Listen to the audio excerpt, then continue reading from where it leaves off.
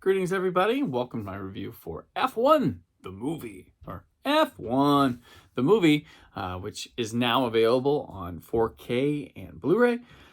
This is the 4K Ultra HD edition. Sorry it's a little late. I think we're getting to that time of the year where things are a little bit delayed in the review copy realm, but cool to have it now. And I'm still doing the review. Comes with a nice slip cover. There's Bradley Pitt right there. And also included with this is a digital code, which has already been redeemed. So do not ask. Do people still do that? I used to get a lot of the time people asking for that, that code. So let's get to this release, which comes from Warner Brothers via Apple. This was a big kind of gamble movie for Apple, or the last hope for them after having theatrical not disappointments one after another, because I mean, Killers of the Flower Moon was well reviewed, just didn't make quite enough money. Napoleon, I like Napoleon, but that one didn't do too well. And then there's Argyle, and then they moved Wolves, but this one, this is the one to put all the chips in, and they had Brad Pitt. You had Kaczynski, who did Top Gun Maverick, riding off the high of that and going to cars. You know, like back in the day, Top Gun, Cruise went from planes to cars. So Kaczynski did the same thing. And boy, as a movie and at the box office, I believe it paid off. It was a nice, solid hit movie, a good feeling, a good vibes to be like, all right, continue doing these. And the movie itself delivers. I really like this movie quite a bit. I didn't get a chance to see it in the theater. I've seen it digitally, and now I've seen it on 4K, and I still get a really awesome experience from it. And I'm just like, oh, I'm bummed I didn't go see it in the theater, because I'm sure it was marvelous. And Kaczynski's really, his visuals, I really liked the sci-fi one he did with Tom Cruise that's escaping my mind right now. But with Olga Kurylenko. But it'll come to me later, I'm sure, or you can yell at me in the comments about that. But we're talking about F1. Of course, Top Gun Maverick looked great, and Tron Legacy, despite what you think, it's still visually cool. I'm not the biggest Tron series fan, but those movies do look pretty awesome each time, and I'll check out Ares eventually. But yeah. So yeah, this is a nice little story. Old guy, young guy, button heads, team stuff. You know, it's kind of got a typical story, but it's how it's told that's good. And Pitt's solid in the movie, and it just kind of carries on star power like Javier Bardem and Carrie Condon. But the way they film the races, awesome. Feels like a breath of fresh air. Feels big. Feels like you're right in there with the race. And the way they sort of use the commentators, TV or radio, whatever they're doing, to explain things to the novice kind of work. I don't know if people understand racing better after this, but it makes for watching the movie, makes it enjoyable, and not in an embarrassing kind of way. It kind of feels like conversations they may have on air, but you can tell they're meant for the new user to come in and take it. But hey, it works for me. The races all feel a bit different on their own. The drama is quite good here, and the stakes are relatively different for a race movie. It's not all about, you know, number one, finishing the championship, everything. It's about keeping a management, a company, a team alive, and to keep going through this. And there's really unique dramas, and you can tell they really kind of did their research on it. I live here in Indianapolis, where we have the 500, so it's a big deal around here, although I'm not a race guy and stuff like this. But I was surprised they didn't do more promotion for the movie during the race weekend, as this movie came out after it. But there we are. And the reason I didn't get to see it was because I was so busy when it came out in theaters. And then when I finally had a chance, so much other stuff was coming out. You get lost in the fold when you're trying to be current with movies and stuff. If you miss a weekend, you might, at this point nowadays, if you miss the first or second weekend of something, it's like, you might as well, it's going to be on digital soon. And I hate to say that, but I'm still going to theaters.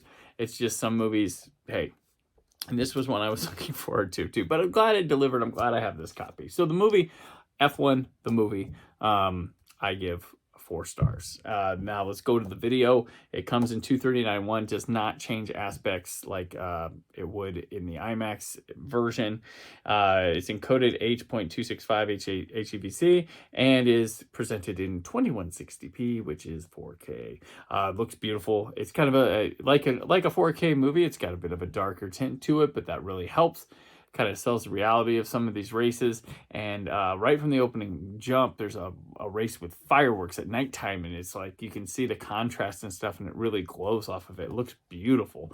Many of these races do. You can see the little fine details of scratches and dirt and stuff on the cars. There's a cool moment where there's a turn Brad Pitt or someone takes, and you see the tire, and you can see like little like sparks and stuff flying from behind like the tire under the car, which looks awesome. And the HDR really helps that pop. It is awesome movie to look at. And yeah, from everything like the patterns to the creases, the wrinkles and stuff on their uniforms, it's magnificent. All the skin tones look apt, and facial details strong with wrinkles or stubble. And, oh man, even like bruises, dirt, sweat.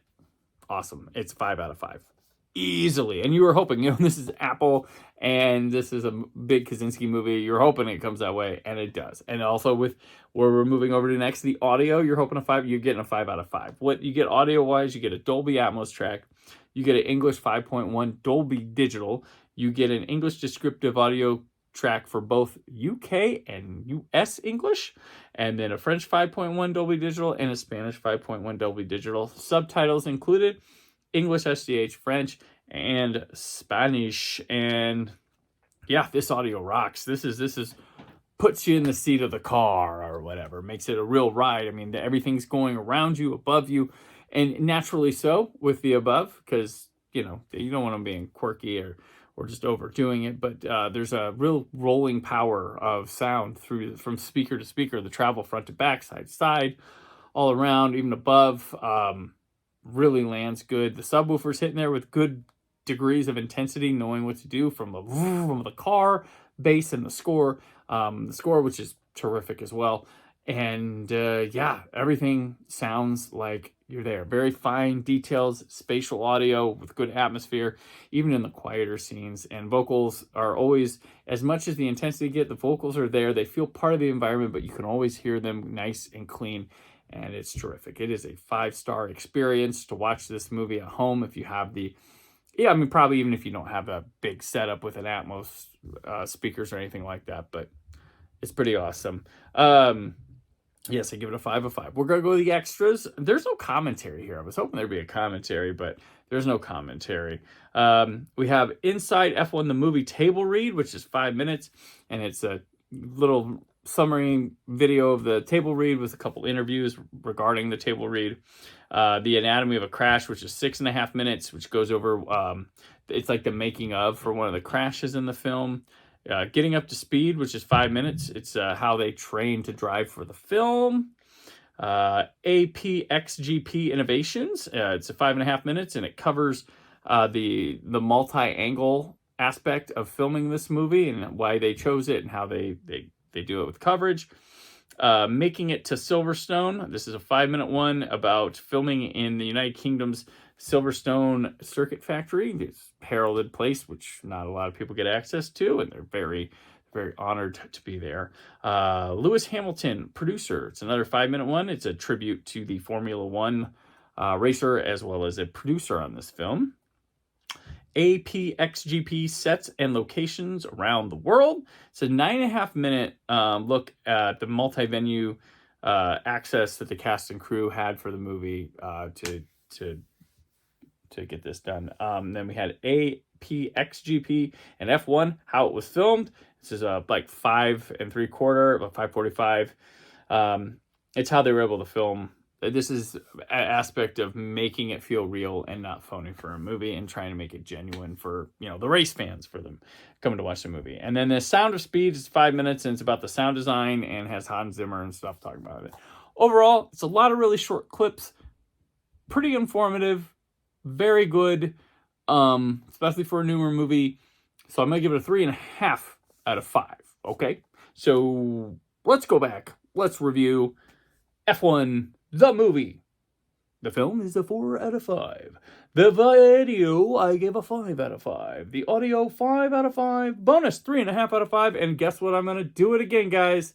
4.25 out of 5 for the overall score. I started this with the Nightmare on Elm Street review, and I'm continuing over. 0.25s are okay in my book now. So 4.25 out of 5 for this. This is a nice release for this movie. I don't know if we'll get anything special edition or anything like that in the future, but this is a definite pickup if you're a fan of the movie or you just want to, this is just good, solid filmmaking and a solid story. Just highest level of filmmaking on a solid script for maximum entertainment and vibes, and I think you all really like it. So if the price is right for you, go ahead and order yourself a copy. You can do so using the link in the description of the video. It helps me, helps this YouTube channel and my podcast out.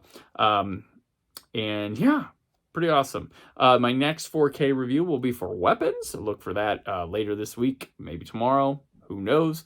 I appreciate you watching. And as always, stay film positive.